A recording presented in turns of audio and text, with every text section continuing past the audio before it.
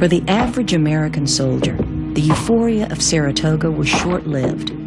Not long after that victory, American troops prepared to spend the winter at Valley Forge.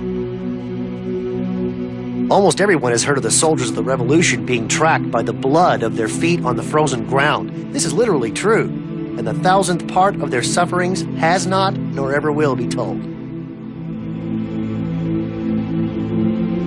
The conditions at Valley Forge were abysmal. You have the problems of weather, cold, rain, sleet, snow. You have problems of illness and disease that struck down many. You didn't have adequate boots. Many of the men were barefoot.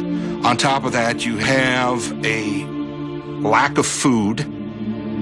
I think particularly bothersome about this was that Valley Forge, being in eastern Pennsylvania, was in the breadbasket of what was then the United States. And yet here we are, the Army, living in the midst of plenty and close to starvation. It seemed indeed to the men that their Congress had forsaken them and their own country had forsaken them.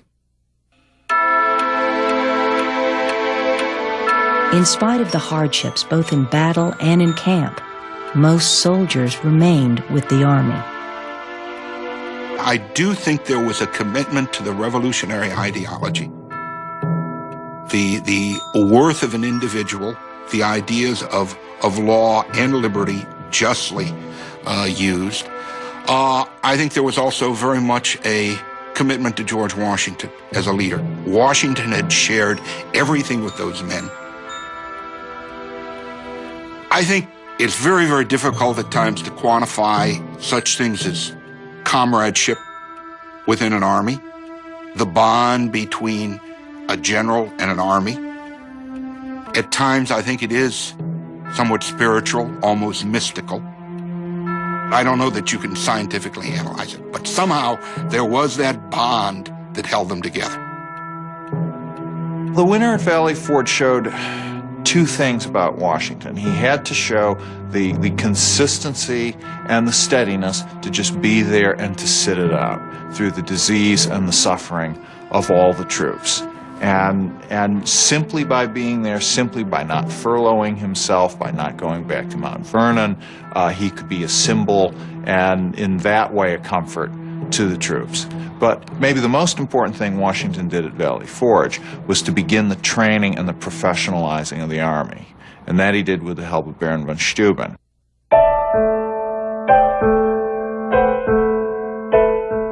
Von Steuben was not really a baron, but he was an officer in the Prussian army, one of the best forces in Europe at the time. At this point, the American Army really did not have a set manual of arms or drill instruction. The English had theirs, the French had theirs, the Germans had theirs, and we had not settled on one at this point. What he did was to dumb it down for the Americans. Simplify that manual of arms and then drill the Americans on it over and over and over and over again. Adding to that, von Steuben had an infinite supply of German and English curse words, which he used with great alacrity, often in the same sentence. Although the troops, in the words of one soldier, had not a scrap of anything but their ragged shirt flaps to cover their nakedness, von Steuben's drills helped keep their minds off of their misery. And in March of 1778, they were cheered by the news that a treaty of alliance had been signed with France. The long winter was nearly over, and soon the war would begin again.